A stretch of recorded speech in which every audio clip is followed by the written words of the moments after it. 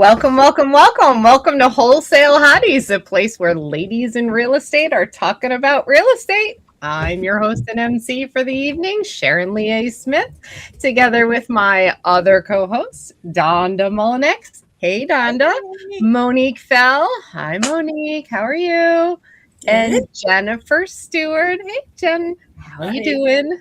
Doing great. I am so glad to be back on the show. I have not been on this show since January, and it's April. I've been through all kinds of stuff, but girls, I'm so glad to be back. Thank you for your patience with me. It's not the same without you, Sharon. I'm so glad to be here. Absolutely. Today we have a really awesome guest, and her name is Courtney Fricke. And Courtney solves problems.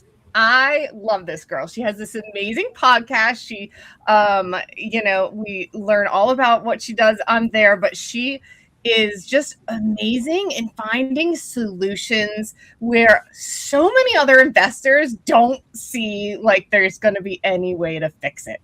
And I want to hear all her stories. I'm so excited to have her on. So Courtney, thank you so much for coming. Welcome to Wholesale Hotties. Hey, thank you guys for having me. And thanks for coming out of a little mini retirement to come back to the show.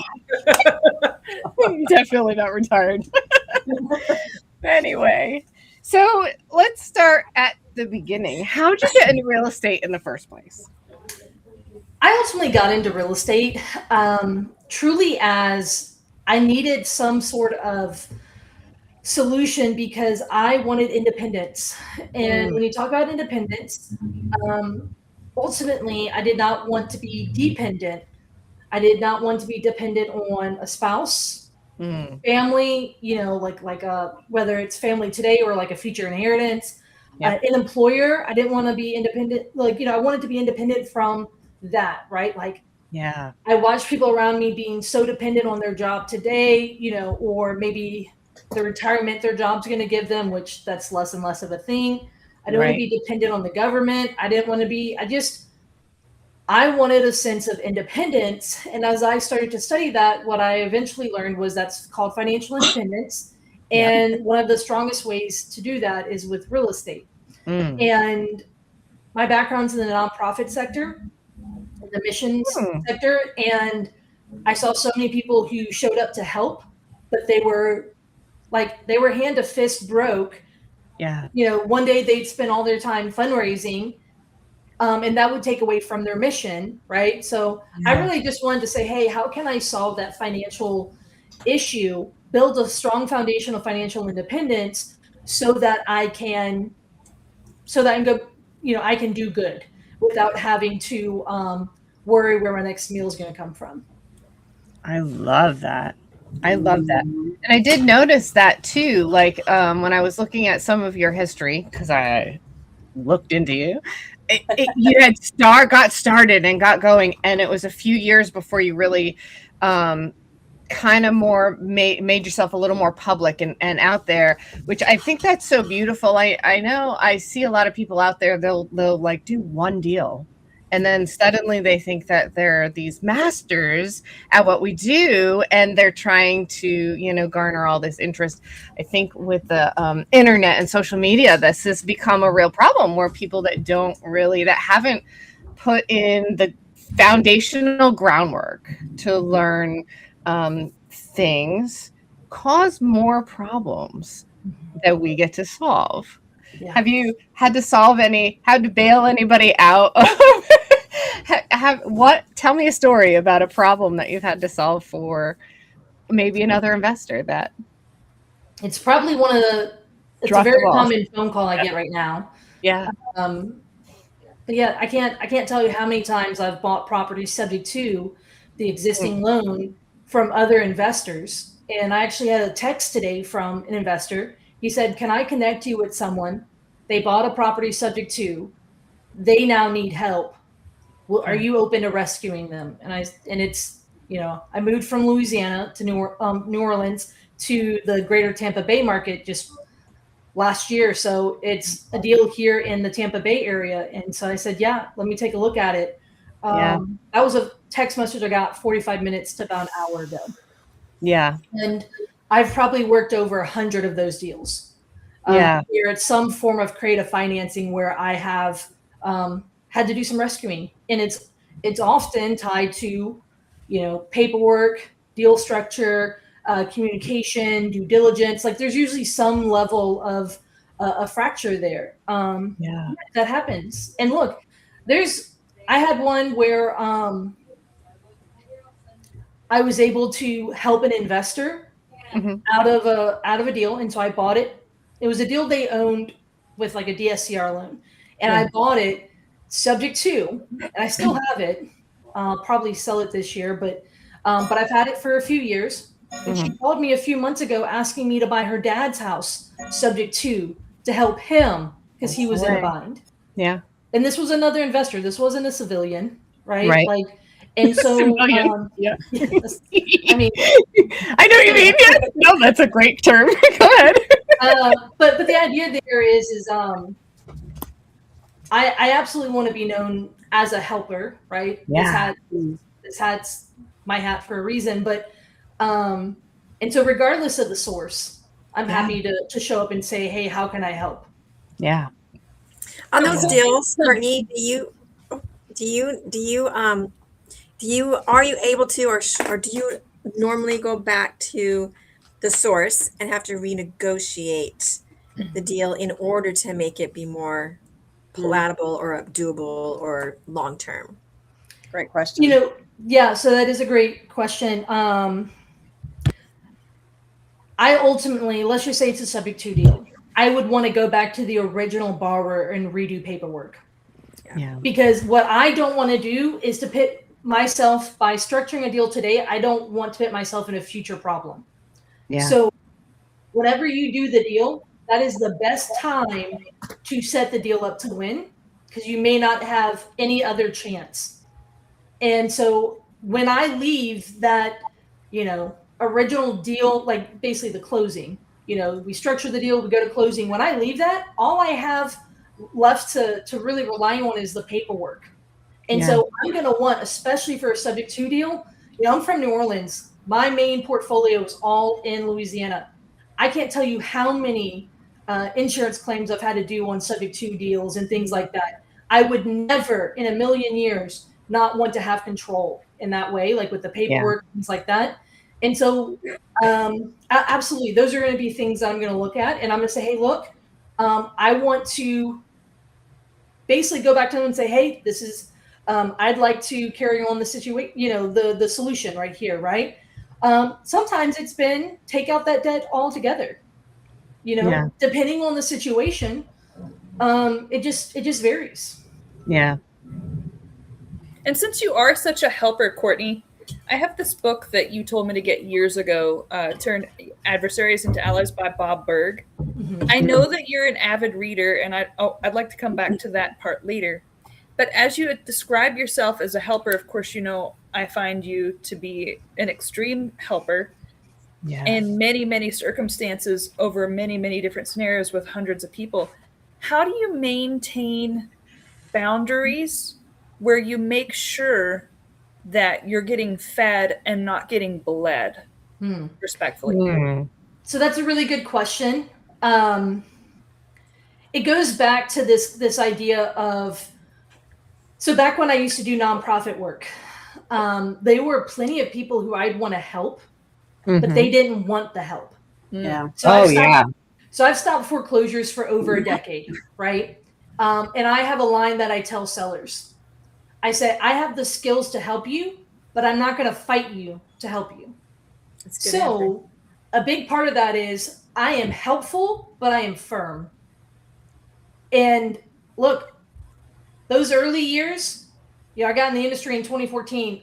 I have rules in place that have a person's name and face to it, right? From a story, because someone. Oh, me too. Yeah. Right. Like took advantage. Right. Yep. One of them, it was an alive hoarder, and I bought a house from an alive hoarder. Yeah. After, I have to say it slow because otherwise it sounds like a whore. She was not that. Although I probably would collector of lots of things. I mostly just buy hoarder houses. You would need a lot of kills. But ultimately, yeah, a lot of that, a lot of cleaning products, all those things. But so does a hoarder house. Like that needs it too. But ultimately, you know, I've bought a lot of hoarder houses in my day, and this was one of the first times I'd ever bought from someone who was alive who was doing the hoarding. Yeah. And she was tax delinquent. She was getting up to where it was going to be the 3-year delinquency period where they could then start the process to like take the property in Louisiana. And I mean, I delivered her like 200 boxes like from the dollar store, not like the dollar store, like yeah, from the back of the dollar store. By the way, in my area, that's where you can get boxes for free. They put them back there. I go and Ours is a liquor store, but yeah, I gotcha. So I'm not having to pay for it, but it's like, yeah, but in the back of the store, they put them out there. They're good boxes. Yeah. And I would load up my vehicle every time and I go drop them off. So I brought her a significant number of boxes. I had the dumpster delivered a week before the closing. And like literally a part of my offer was we were going to move her, right? So U-Haul truck moving her. By the way, the place she was moving to, I like took her to appointments with the local apartment complexes. And when that wasn't working out, she had found a brand new mobile home or like a 1 or 2 year old mobile home. And I helped look into the deal, helped with all that part. Yeah. And then I remembered showing up there at 6 a.m. when the closing was for 9 and not a single thing had been packed. And I was like, oh no. And I had guys coming, right? Like coming soon to start loading all this stuff up. And I'm like, okay. So then I'm like, well, I'm just about to start putting stuff in trash bags and boxes and like, we're doing it. And I remember pulling, I don't know how, like logically, I don't know how this happened, but I pulled a magazine and it had mold on it. Again, logically, I don't know how it's on that type of surface, but it had mold. And so I threw it into the dumpster and she saw me and she got in my face and I mean, ripped me one and she was threatening like things that you would, talk to Satan about type of thing. And it was just like, I mean, she was disgusting. And so I just said, okay. So I'm just there. I'm like, so I go get in at that time, my truck and I shut the door and lock it. And I'm just like, I'm not about to yell at a woman who has cancer. She's like 75 years old, all this stuff. But I'm sitting here and I'm like, oh, I don't know if I can curse, but like basically, oh, something, right? Yeah. And there is a level there that I was like, okay, what am I going to, like, this deal is like, we're going south here. And I actually called one of my mentors at the time and I was like, hey, give me some advice. I had wholesaled the deal and she was not going to be gone. It was after the closing at that point. And so we ended up structuring a thing where we let her stay at the property that night, but the crew was coming at 8 a.m. So and my guys did 3 trips to her new trailer and her new storage unit with all this stuff. So she basically turned it from new to a hoarder situation again, right? Right. And we do all that. And she still had stuff at the house. And I'm like, we're not, like, it's 7 p.m. Like, we're not, like, I'm like, I gave you 3 trips. Like, you're going to have to figure this out. And at like 3 a.m., I get a phone call from her. And like, I was dead asleep. I wake up to having missed it. And the voicemail is like, basically she was having a medical emergency on like the voicemail. And so I immediately called 911. I was like, I need you guys to go do a wellness check on her. She's at the property. And they're like, we're on the other line with her. I didn't know she was diabetic. She sent herself into a diabetic shock because of like all the dealing with the stuff, right? Like, yes, you were coming face to face with her mental illness. Yeah. Yes. And literally that was the day that I basically, so long story short, I get that resolved, all that resolved the next day. It was obviously a whirlwind of like 48 hours. And then I built some SOPs for dealing with an alive hoarder. We will never again move them. We will, Yeah. these things. But you know, those are some of the lessons you learned. And that's when I was like, okay, I am fair and I am here to help, but I am also not going to be a charity. I come from the charity world.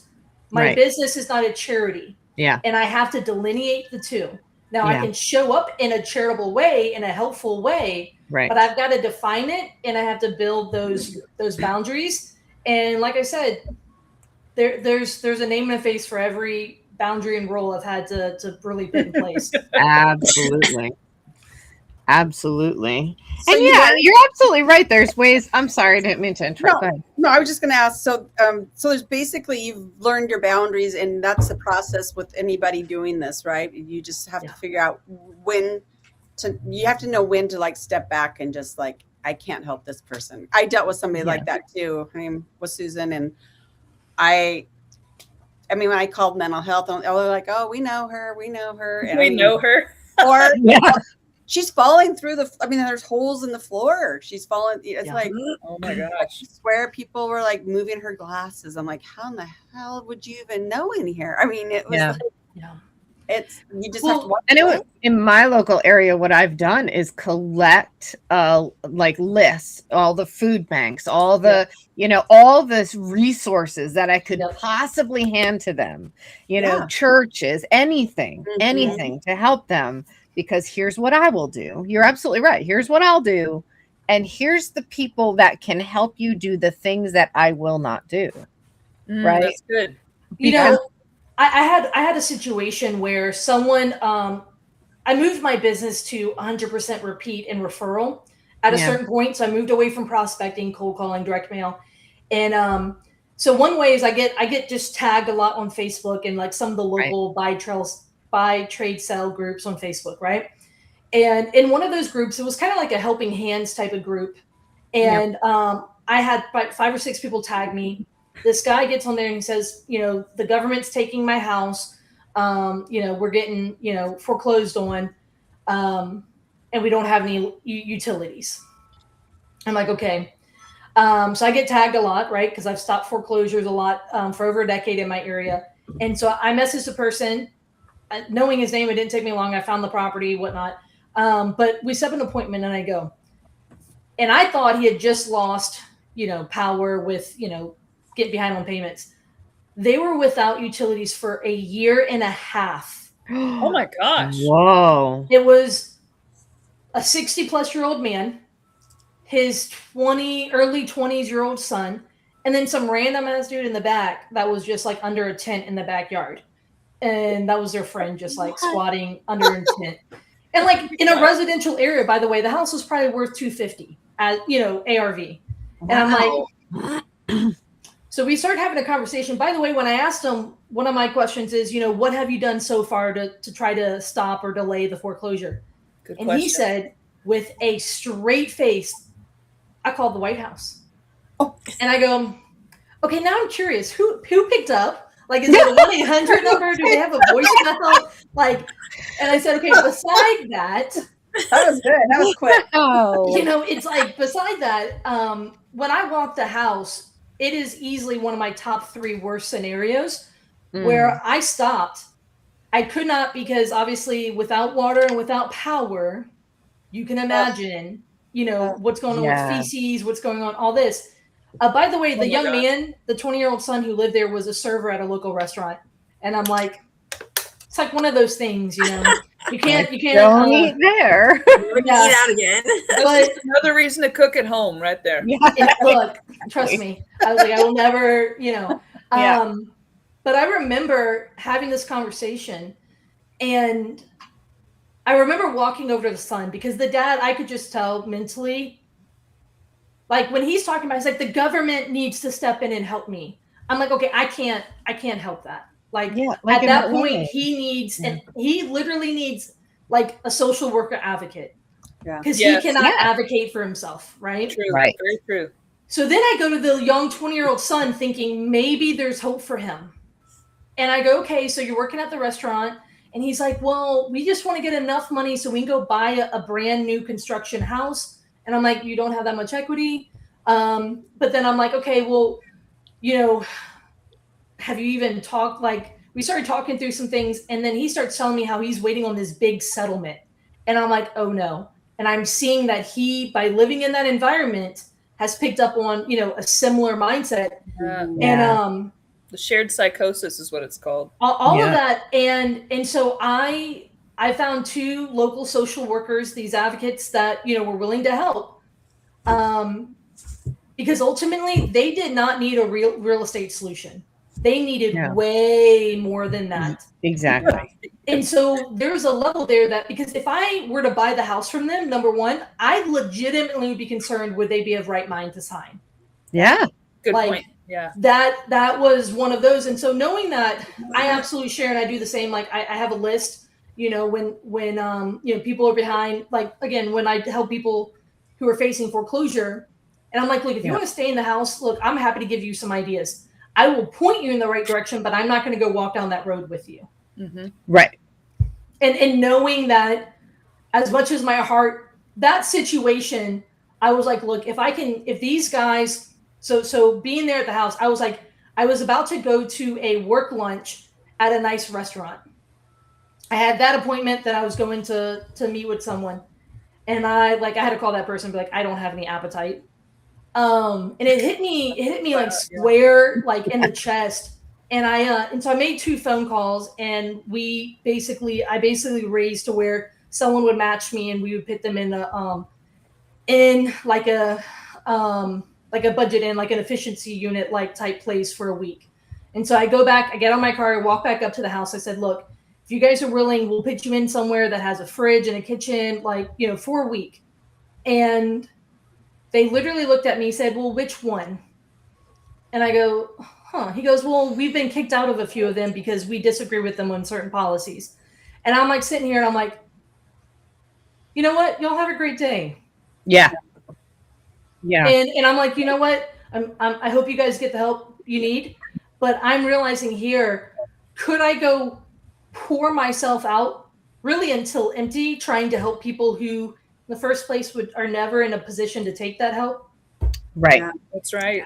Yeah, they have to be able to receive it as well. And sometimes it's their mentality, their mindset, and sometimes it's a true mental illness, and they just don't have the capacity to help themselves or receive help from others. Yeah, you're absolutely right. Well, and this goes back to a very prominent real estate principle, which is, like when you're negotiating or structuring a deal, just because you wouldn't say yes or you would say no doesn't mean they would. So don't think for the other party. Great tip. Same thing here.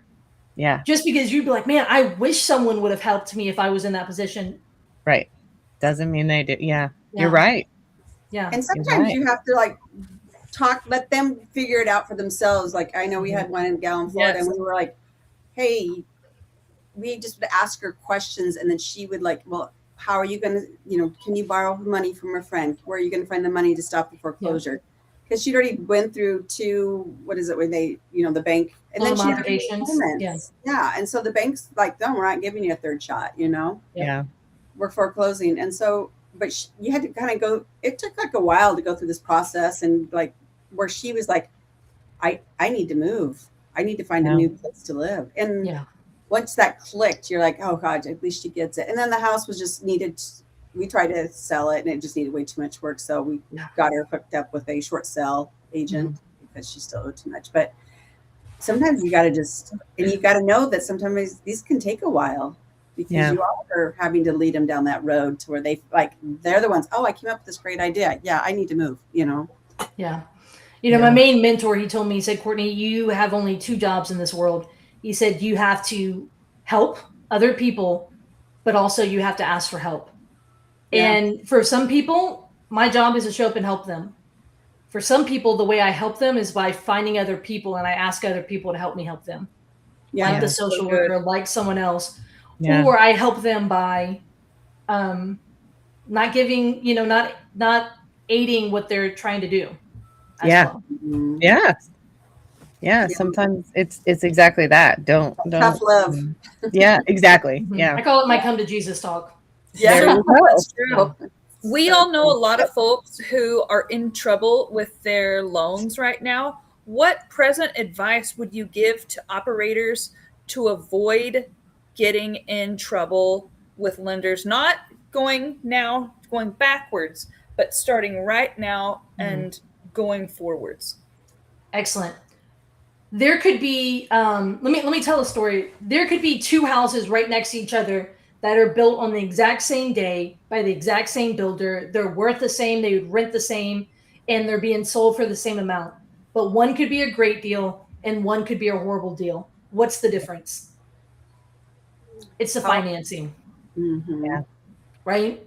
Again, same price, same square footage, same build, all of that. So many of us are taught that leverage is a way to grow. Absolutely it is. But at the same time, leverage is a two-edged sword. Yeah. And you've got to understand what is safe and feasible financing. So what that looks like is, do you understand what goes into good debt? A lot of people are getting right now, it's because they have short-term debt, right? So maybe it's a loan for only a short period of time, or it's a balloon. My mentor taught me that balloons are for clowns, or I say clowns or a special occasion. They should not be, if you want time to move by fast, put a balloon in there, right? Because it will. You blink your eye all day, right? So, but that forces you to be a great deal maker on a number of occasions with things that are outside of your control, like the market. So right now, I would rarely do a balloon less than 3, 5, or 7 years, somewhere in that range. Because the last few years, man, imagine if you had a balloon that's a 1-year balloon or a 1-year loan with a hard money lender in this market where it's taking longer than that to do certain deals, right? To get them stabilized and rented, or to get them sold, or whatever. So being mindful, right? Be careful with giving personal guarantees on, for example, everything you have. I got a phone call from someone who was looking at lending to someone, and a private money lender, and that person was only giving a promissory note. They were not giving a mortgage or a deed of trust. And so it was an unsecured loan. And I was like, red flag, red flag, red flag. Yeah. Ultimately, you also want to look at your leverage point, right? Meaning your cumulative debt to value. So loan to value, if you've got a loan at 70%, the property, 70% of what it's worth. If it's worth 100 and you have a loan for 70, well, you've got a 30%, margin there. But in the creative world, we deal with low equity stuff. So when I deal with that, I look at my portfolio loan to value. And I say, hey, I'm not trying to over leverage when it comes to my entire portfolio, because my mentors, who I respectfully call the gray hairs, are guys who've been investing from 1965, 1973, and 1975. Nice. They're the greats. They speak to me often about this concept of defense, but how they use defense is also with their financing. Yeah. And it's the type of properties that they buy. And, that is something that if I didn't meet them in 2018, 2019, I think I would be in a very different position than I am now. Because at that point, I had only been taught offense, and I was scaling, and I had volume, and I was just gunning and going. And I truly think I'd be in a very different position. I might not be in the industry right now. Yeah. Well, we've seen so many come and go. Right. Up and down the market. So many operators come and go, and you're still here, Courtney. So what were some of the things that you did to put that defense in place? Thinking of one deal specifically. Yeah. So thinking of one deal specifically, I know you have I want to give a good, okay. So I bought a house in December of 2023, subject to a 3.125% loan in one of the best neighborhoods in my target market. Like, I'm talking, when I went to high school, This was one of the neighborhoods that my sister's friend, our friends lived in, right? My mom's best friend lived in this neighborhood. And so much so that I recognized this house that when I looked through title, I saw that it was owned by one of my sister's friend's parents. So like great neighborhood, not a ton of rentals, phenomenal. Let's just call it like B class rental. Yeah. But I bought it with low equity, but at the same time, it was a great location. And at that time, because when I looked at, buying it subject to debt is inherently risky because of some of the nature of it, right? And so when I looked at it, I said, I don't love doing low to no to negative equity subject to deals, but I made an exception for this one because of the location. Mm-hmm. But then immediately what I went and did was not too long after that, I had a free and clear property that I put a loan on. And I used private money on that to be able to breathe a little bit. And when I bought this subject to deal, it had about a $1,700 a month PITI, but it would rent for $2,300. Okay. That's great. Yeah. Until you do something called what I call pro forma PITI, which is, well, that was owner occupied. So, and I have it as a long-term rental. So whenever homestead falls off and when, the insurance gets adjusted, then it's going to jump up. I had estimated 1,900. Still, there's some room there, right? Mm-hmm. A little bit, yeah. And then the insurance crisis happens. Oh, and my yeah. analysis happens, and it goes to 2,400. Oh man. Now you're upside down. And I have property management. Yeah. So then you're a little bit negative. Yeah. Yeah. More than a little bit. Yeah. So then when that happens, what do I go do? I then structured a seller finance deal on a property. It's so far out of my buy box that I would not normally touch it, but I structured a phenomenal deal, acquired a property, and then I sold it on seller finance where I got a $450 a check month from that deal. And guess what I did? I put that file in with the other and I said, now kiss, you're married. That's right. I'm just like, right? Because like balance that them moment, scales. That's right. Yeah. exactly. And so what did I go do? I went and did a deal that would make up for it repeatedly. And so what does defense look like? It's knowing I've said no to a lot of deals that I did not want to risk my portfolio for because of those elevated risks. And then I said, okay, for the ones I have made that exception for, I've immediately gone out and put in the work to, again, balance those scales. Mm. How many doors do you have currently?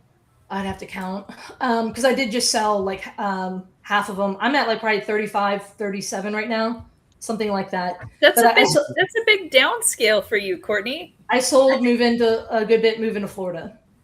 I must have missed the memo on that. Was the point simplicity and like leverage the liquidity into the Tampa market, or what was and plus the insurance challenges? I mean, I feel a little bit bad for you that you went from one insurance challenge state.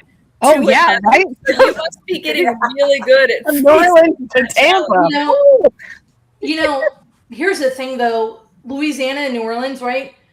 We have the insurance crisis, but we don't really have appreciation, like straight up. Like we trail it like 2.5%, which national average is 4%. Yeah, like the Midwest. And so this is at least not that I'm betting on it, but it's an appreciating market, but it's a higher cost of living market. So the average house is more versus in Louisiana, the average house is $275. Here it's like $475. So I can capture more equity. Yeah. And if you look at all the projections and current past couple of years and the projection of migration in the US, they're all moving there. So values are going to go up and up and up. So I moved here for my mentor. Yeah. In 2014 to 2019, his rentals doubled. And then from 2019 to 22, they doubled again. Yeah. Wow. Now they're down about 30%, but do that math. Yeah. $100,000 house becomes 200. 200 becomes 400. And now it's down 30%. So that's like 350. Yeah. Right. You know, whatever. You're still winning. 330, whatever that number is. You're still winning, right? Yeah. Oh, yeah. In New Orleans, it was like a death by 1,000 cuts. And so, yes, it's hard. Right. But you know what? I believe I can get a good return on my skills here. in a way that I haven't seen in Louisiana. So I'm not trying to go where there isn't a challenge. Sure. I even told my spouse, I said, if the only house we buy here is our primary residence, we're going to do well. Yeah. But like, that's not the case. But, That would never be you. I mean, the way I could never, within 2 hours of us moving here, I was already talking to the neighbor about their house. And so I got, anyway, but yeah. It's in your blood, I know. That's Well, funny. you're one of the most seasoned deal makers that I know. And a lot of us here, I mean, between all of us, we know thousands and thousands of operators. And you're definitely in my personal few thousand, top 10 operator in terms of sophistication, as well as volume in terms of what you're capable of. That doesn't mean that's what you execute, but that's definitely what you're capable of. And something that's very memorable about you for me is, in 5 minutes, can you tell us about the mobile home park that you stabilized at one point and kind of what that taught you? Because that was a very salient story for me in terms of what it taught you and how that kind of propelled you to further success. So there's been a few. So I've sold all my mobile home parks at this point. So I'm thinking you're talking about the one that I bought. The first one where you were like as a worker basically, and then yeah. So when I bought that property, by the way, it came as a referral, and so I structured that deal. And if I wouldn't have gotten a great deal on the front end, again, I would be so much in a more like a hurting position, because ultimately with that deal. That deal taught me a lot of lessons. So I bought almost an entire city block. It had single families, it had commercial, it had the mobile home park, things like that. The issue is, as a deal maker, as someone who my biggest strengths are in living rooms and on the phone with people and structuring deals, raising money, all of that. This was a value add, commercial project, right? Yeah. That deal. So I brought on a partner to start with, and their role was supposed to be that. And then it didn't really work for them. So then I bought that partner out. Like, we just did a trade out of one of our other deals. I said, well, you go run with that one. I'll keep this. And so then I went looking for another partner, and I picked with someone who, again, had experience. This one was someone who had experience turning them that they could run it, because I needed to not. I was there at that park often, and I needed to not be there because it was taking me from these other deals, like structuring deals, finding deals, doing deals. So I brought on a partner who would do it. And, I had already bought the deal with long-term private money. That was my private money lender. And then I ended up, Jen, I don't think you know all this stuff, but no, I think you do. Eventually, we got to the point where we got pushed back from the city and the partner wanted to quit. And they're like, just give it back to the private money lender. I was like, over my dead body. And I was also like, boo you as a human, like, and as an investor, that's not what we do. But so ultimately with that deal, I was like, okay, how can I structure my way out of this? So we eventually sold it, not fully stabilized. We had stabilized part of it, but we had not fully stabilized because the day-to-day operational partner, gave up on it, right? And so that was a deal that we were able to sell, and I had to write a check at closing. Oh, and, yeah. Right. And I said, you know what? Because why? Because at the end of the day, reputation is something that is worth more than money. And I would refuse to make money be the reason why it gets a hit. That's hard to do, Courtney. I mean, it sounds great, but there are times where that is really, really hard to do. Mm-hmm. Which part? Oh, to put your reputation ahead of your pocketbook, especially when you're just getting started, and especially when you're hurting. But what you've really shown me that other people haven't personified as much is that integrity compounds. Mm-hmm. That's my big word lately. If something doesn't compound for me, I don't do it anymore. Mm-hmm. If it's a side quest, doesn't compound, that's not a good use of my time, right? But something I think you've noticed is that whenever we act with integrity, that compounds into many, many more opportunities, relationships, private money, people bringing you deals, etc. Do you guys know who Jim Rohn is? ROHN? Yes. Right? Oh, yeah. We all love him. Yeah. He lights a fire underneath my ass continuously. Oh, yeah. He said something, and it was actually on the front of my phone for like 2 years. Yep. He said, success is not a one-off event. It is basically a daily compounding of decisions. In the same way, failure is not a one-time event. It is the compounding of decisions over time. Yeah. And so keep that in mind, that like a huge part of what happens, again, it's not one catalytic event, right? There's these little decisions that led us there, right? So think of us as like, I don't know, like a car going down the street, and it's like a little shift of the steering wheel that takes us, instead of the destination we're going to, it takes us where we weren't intending. And those little decisions matter. It's things like, hey, I really need to have a hard conversation with someone, but I don't want to do that. And I'm just going to hope that no one notices. Yeah. Yeah, right. That's a little shift. That's like a little bit more than a shift, but right. And so it takes you where you don't want to go oftentimes, right? And so none of us are immune to deals going south. No one is immune to it. No. But at the same time, what does that defense look like? So as my deals, like some of my rentals have gone from cash flowing very well to cash flowing less, break even, or negative. Well, how have I been able to survive that? Part of that has been equity in the portfolio and my ability to access it. So with private money, things like that, safely. It has been deal making, right? Like when I went out and did that deal that led to the seller finance that would help the other one, right? Right. Or it's just been flat out cash in the bank. Yeah. And people don't like talk. That's not sexy. That's not sexy. It doesn't sell. But at the end of the day, you want to know what kept helping me swim in a difficult market? It's those things, but also hope. Yeah. And it's hope that, number one, that bad markets end eventually. Amen. You might be in the thick of it, but like eventually it ends. Yeah.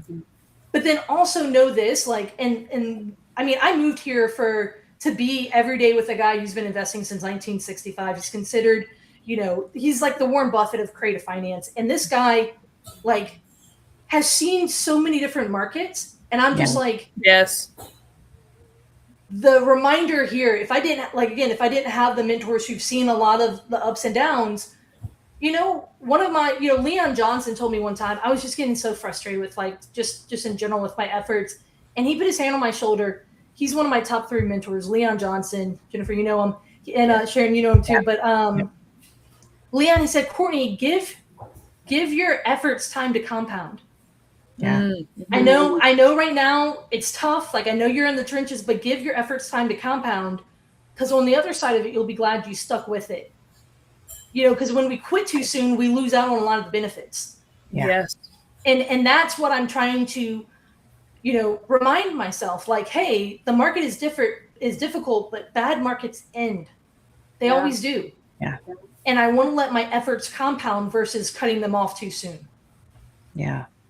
So what would you say for somebody new wanting to get involved right now with this market so all over the place? What would be some advice for them? Yeah, absolutely. You want to think with both offense and defense in mind, because one of our jobs as investors, we have many of them, but our goal here is to build wealth for our family, right? Like and for ourselves. But at the same time, one of our roles is risk analysis. And so that's coming in with that defense one, right? So it's like, yes, we want to buy. We want to leverage, grow, scale. But at the same time, surround yourself with the wisdom that says both. Yeah. Because at the end of the day, I think most people would do well to get to their first 5 properties. So when you say risk analysis, what are like some of the top things when when a deal comes to your inbox, right? Or you have a seller that approaches you, what are your top things that you recommend or would kind of require to So look when we look at a deal, we're taught to say, hey, how could this go right? What is it worth? What does it take to fix it up? What would be that equity? What would it rent out for? What would be that cash flow? You know, the loan that I could get, what does all that require? You know, what's the return on cash, the return on investment? But we don't often talk about, well, how could it go wrong? Right. And so by looking at those and say, not as a let me live in fear and not do anything, but let me just take a look at that. One of the best pieces of advice I ever got was, Courtney, when you do a deal, stop and analyze that deal. What went well? What do you wish you would have done? What would you not do again? You know, if I would have done that, so not only analysis on the front end, but on the back end, I would have, when I got into the point where I was just looking at knocking out the reps, I deprived myself of that analysis, which means I also deprived myself of also calling out bad habits because I carried them into the other deals. And I'm like, well, dang, I wish I would have not. And so part of that is there's wisdom, you know, in having a host of counsel, right? And so at the end of the day, part of that is saying for new people, when you're learning, part of what you want to learn is you want that level of balance, right? And so that's one of those pieces there. Courtney, whenever you sold all those properties, did you get hit with a massive tax bill? And if so, what were some things that you did to maybe mitigate that? Because I know you're too smart to just let taxes sit unmitigated. Also, I would say I'm religiously against taxes, so there's that part too. So it's a religious objection, not just a logical one. So part of that, yes, some of them. Now, granted, I got in the business in 2014. I didn't start keeping rentals till like 2018 because I was wholesaling and flipping everything, so I deprived myself of the benefits that time gives. And so more than half of the benefits of real estate I was not capturing because I was selling so early on so many of my properties, right, with the wholesaling and flipping. Right. So first of all, I hadn't owned a lot of them. New Orleans doesn't appreciate a ton, so it's not like my properties doubled. Gotcha. So yes, I had tax hits, but like something that was easy to wipe out. Like literally I bought a commercial property 2 weeks ago that like if I just do a cost cycle on that, it'll wipe out the most of it. So there's a level that there's a level that I was in a market where between timing and appreciation, it wasn't one of the biggest hits. So it didn't take a lot of planning. And one thing that's amazing about you, Courtney, that most people probably wouldn't guess with your level of sophistication, you see this paper right here? This is what you taught me that you use basically as a CRM. So while there's this massive rat race, as you know, that I am kind of cloistered in, where everyone's talking about the latest CRMs, the latest AI, the latest this and that, and so on and so forth. And so the wheel turns round and round, and it changes every year. But for you, you were doing all these deals with pen and paper and a yellow pad. And that blew my mind. I was like, what? Why am I overcomplicating things so much? Oh my gosh. I'm laughing because the first 3 years of my wholesale, I'm making like 280,000 and it was a notebook and a pen and my cell phone. Wow. And people are like, are you kidding me? I'm like, no. You know, blowing me away here, guys. People don't realize, like, does a CRM help? Yeah, it does. At one point, I was spending $500 a month on, and when we were doing at the top of our volume, yeah. But even today, I have my dry erase board, I have my Google Sheets, my Google Docs, and my notebook. Like, literally, that and my phone. Look, one of the bigger wholesalers back home in New Orleans has a BlackBerry. By the way, it's not a cell phone anymore because, like, that's not really a thing anymore. He buys them off of eBay when it dies because that's how he does his deals. He just sets appointments on that, talks to sellers in that or whatever. Wow. Like, there's a level there, like, do what works for you. Right. But people often overcomplicate it. I've met more people who have set themselves up to fail. Donna, going back to your question of like advice for people who are getting started, it's like a lot of people set themselves up to fail because they do too many subscriptions. They scale too fast. Yeah. Scaling should come Yeah. once you've broken the system. Yeah. It should not be how you start off, right? Yeah. And so many people are like, well, day one, I've got to go buy all these things. I'm like, Yep. and then all of a sudden they have crash fast because you run out of money. they have to cover. Yeah. And then they're like, I mean, how long does it take to get your first deal? It's often not immediately. No, Yeah, 90 people days say is that much. 3 months, 6 months. Daniel Yeah. Clayman, I've only heard him say this once. Daniel Clayman took 1 year to Yep. get his, but nobody thinks about Daniel Clayman as the guy who took 1 year to get his first deal. Right. They think about him as the software magnate and the dude who does a lot of development. So be patient. It might take a whole year. Yeah. Exactly. No, I mean, it's an important thing, right? Yeah. How are you finding your deals currently? And for somebody new too, what would you suggest for them to find deals? Yeah. So currently I find about 80% of my deals are referral and repeat business. So it's all from people in the industry. 20% I get back into, I play in public records. But the type of deals I look for, most people aren't looking for. This is me just being hyper curious. And so then I go play deep in public records. So that brings something up. Tell me about clear title resolutions. Yeah. So in 2017, when I was doing wholesaling at volume, how many of you guys know you do deals and you've got the seller on board, but you got a buyer, and then all of a sudden something comes up with the title issues and they're like, this ain't closing until this gets figured out. Or you now learn of another owner, right? Or something like that. And they're problematic. I swear they're like almost never rosy. They're always like the prickly pear. And it's like, what you probably left out in the first place, right? Yeah. So starting in, I got in the industry in 2014, 2017, as I was starting to ramp up and doing volume, I started doing deals where I would cure the title as a way to make money. And that looks like ownership issues, title issues, like lots of different things. So with the move last year, New Orleans, Greater New Orleans, I always say New Orleans is a well-known small town because it is 1/3 the size of Greater Tampa Bay. So I just moved to a significantly larger market that is also like one of the top in the nation. It's one of the most competitive. And I'm like, look, I just came from being a big fish in a small pond to being a small fish in a big pond. And I'm definitely not about to get into a swinging contest with the dude spending $100 a month on marketing. Like, although I can pick my size, I'm not about to do that. But at the end of the day, I decided Louisiana, 12 years in that market. I'm not about to give up that as the honeypot that it is. I know it so well, all that. Right. But as I'm starting business here, I decided that I wanted to focus on basically title issues as like the majority of my business. So I'm not out here chasing the deal that everyone else is. So for example, I'm looking, like I just closed on a property that is literally had more than double the property value in liens and judgments. I bought it subject to all those liens and judgments, and I'm working through those. Right now I'm working on a property that the guy died.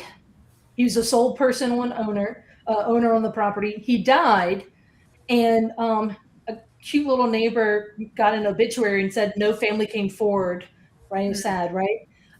So I built out his family tree and found his one living relative. Wow. And so right now I am, talking with them because the property is getting foreclosed on. So it's building out family trees, it's solving title issues, things like that.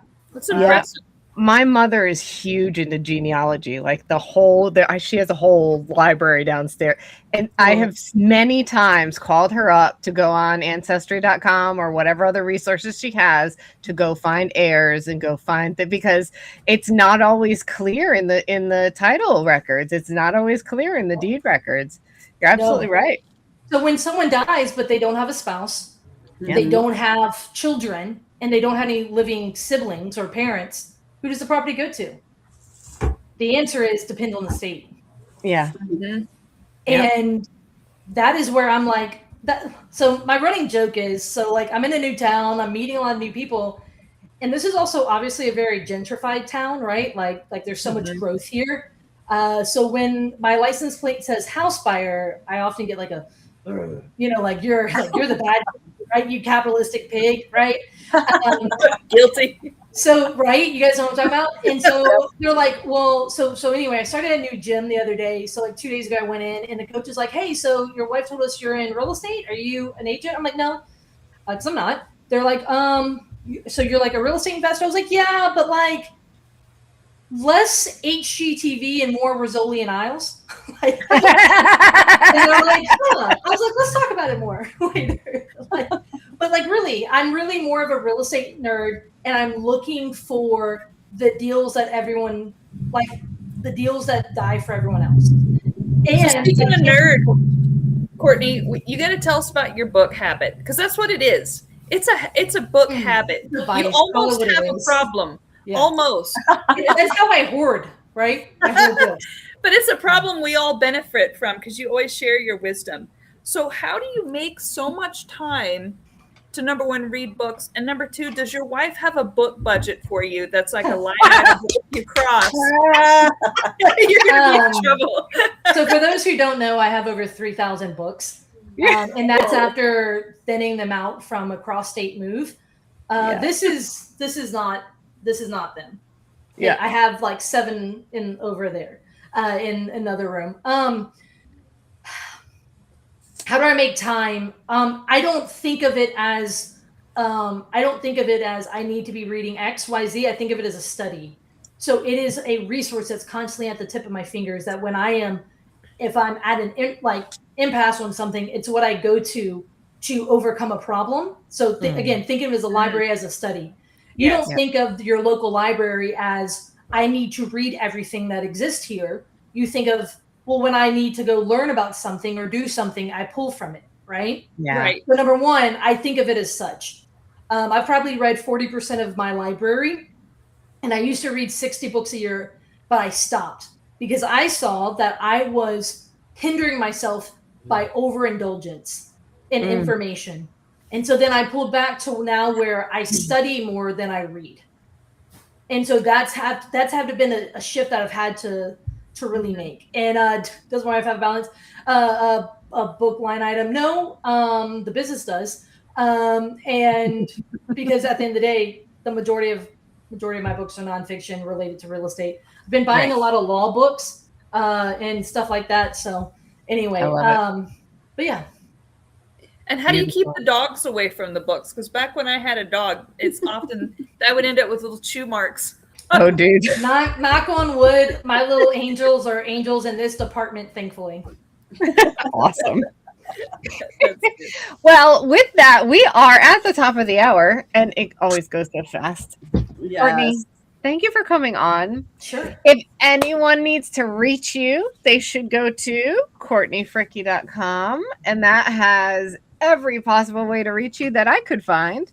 I just got her on here. I love it. Yeah, CourtneyFricke.com really is like the way that, like, I gave up on a website a long time ago. It's literally a link tree that points you to all my socials, my podcasts, book recommendations that I have on there, things like that. But ladies, thanks so much for having me on. It's been a good conversation. Absolutely. It's been a great conversation. Yeah. You can stay after if you want, Courtney. If you have a few minutes. No, I'm happy to do so. Okay. All right. Great. Good night, ladies. Good night. Good night, everyone. Bye.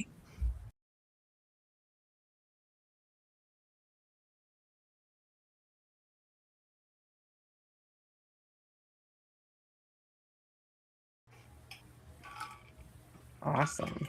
That flew by. Oh my gosh. It always I does. know. Yeah.